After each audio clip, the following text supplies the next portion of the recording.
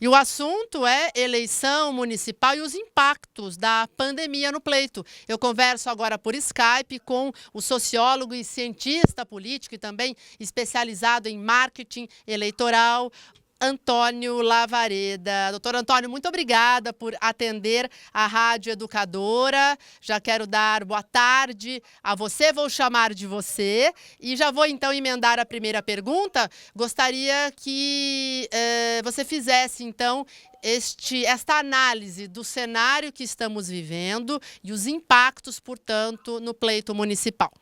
Boa tarde, em primeiro lugar, é um prazer estar conversando com você e com os ouvintes da rádio. Olha, tentando responder de forma objetiva essa questão, qual é o impacto dessa pandemia, do enfrentamento do coronavírus nas eleições municipais, eu devo dizer, em primeiro lugar, que o mundo, né, como um todo, está saindo, vai sair diferente, necessariamente, em relação a como estava quando entrou, dessa pandemia. Essa é a primeira constatação, a primeira obviedade que nós devemos lembrar.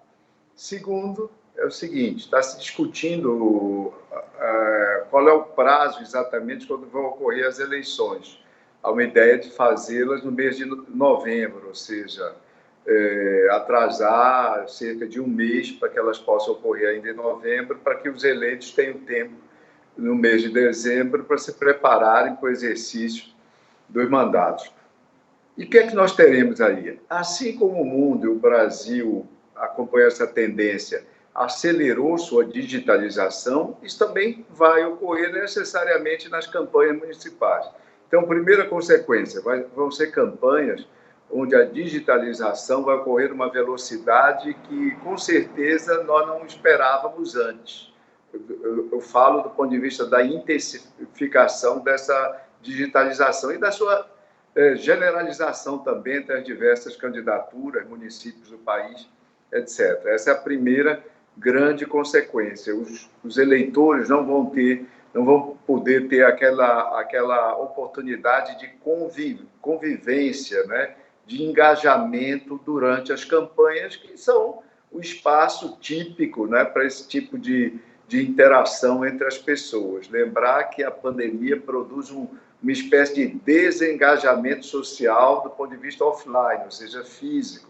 As pessoas todas ficam mais distantes. E isso, nós precisamos reconhecer, contribui, de certa forma, para diminuir o nível de entusiasmo, ou seja, o envolvimento online é importante, mas a taxa de entusiasmo não é a mesma daquele envolvimento offline, ou seja, da convivência, da proximidade dos indivíduos com seus candidatos e as respectivas campanhas.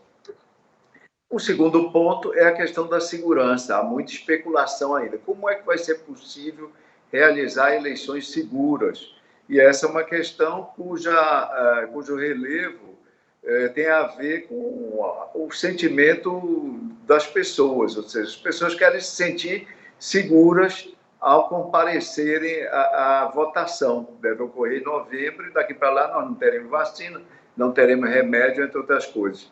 Qual vai ser o discurso, né? Qual deve ser o discurso dos candidatos, seja ele a vereador, a prefeito, enfim, porque estamos numa pandemia, crise política, crise econômica, desemprego e os eleitores, acredito eu, que querem um pouco de esperança, um pouco de positividade. E é possível passar esta mensagem? Olha, você lembrou que é praticamente obrigatório que os eleitores, tendo essa demanda, vejam nos seus candidatos, nos candidatos que vierem a escolher, a oferta de um discurso que lhes abra perspectivas de esperança, perspectivas de um futuro melhor. É disso que a gente está falando. É muito difícil, porque o momento é de crises, de várias crises superpostas, como você nomeou, e lembrando que essas crises no Brasil já vêm de 2013 para cá, elas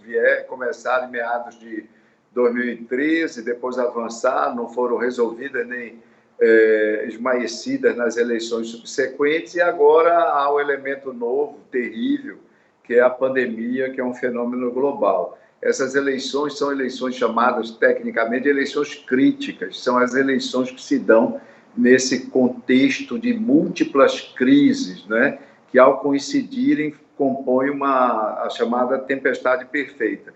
Ainda assim, os candidatos vão precisar, né, esticar, né, um fio de esperança e oferecer aí um conduto, um caminho, ainda que tênue, ainda que de difícil realização, para seus eleitores. É o que se espera. E a presença da fake news, porque uma vez as campanhas muito mais online, abre-se um caminho para esta praga que, infelizmente, é uma realidade. Como que os eleitores devem se comportar com a informação que chega de determinado candidato e os robozinhos que são criados pelo Google, pelas redes sociais? Olha, já que nós estamos numa época de crise sanitária, é bom dizer, vale a metáfora, que o fake news é um vírus que pode ser mortal para a democracia, né? Ele circula, né, nas veias, nos canais de informação, sobretudo durante as campanhas, e aí ele cumpre um papel venenoso para essa prática democrática. Lembrar que as eleições são um momento fulcral, um momento essencial, né, núcleo, momento ímpar da prática democrática. Sem eleições, e sem eleições limpas, sem eleições com clareza e com transparência, nós não temos, a rigor, a prática de um regime democrático. E as redes sociais hoje, onde circulam as fake news, onde circula esse vírus, elas têm uma penetração na sociedade absolutamente extensa, em todos os lugares. Lembrando que isso começou, né, ganhou dimensão nas eleições norte-americanas de 2016.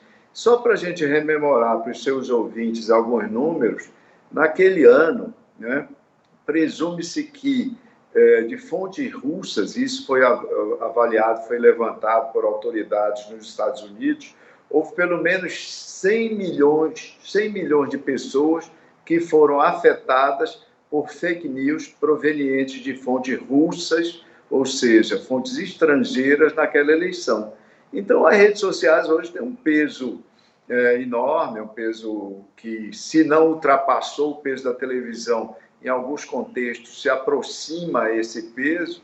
Para você ter uma ideia, ainda falando nas eleições norte-americanas, só no Facebook houve 120 milhões de pessoas atingidas por campanhas eleitorais nas eleições norte-americanas. E o número, veja bem, o número de interações só no Facebook, só na esfera de uma plataforma, foi de 8,8 bilhões de interações numa campanha eleitoral. Então, imagine o quanto são importantes e serão ainda mais importantes agora as redes sociais e, como tal, todas as autoridades, os tribunais regionais eleitorais, o TSE, campanhas, candidatos e, sobretudo, os cidadãos devem estar atentos em relação a esse, repito, a esse vírus tão prejudicial para a nossa democracia. Lavareda, para a gente terminar, quais são os adjetivos que um bom candidato deve ter?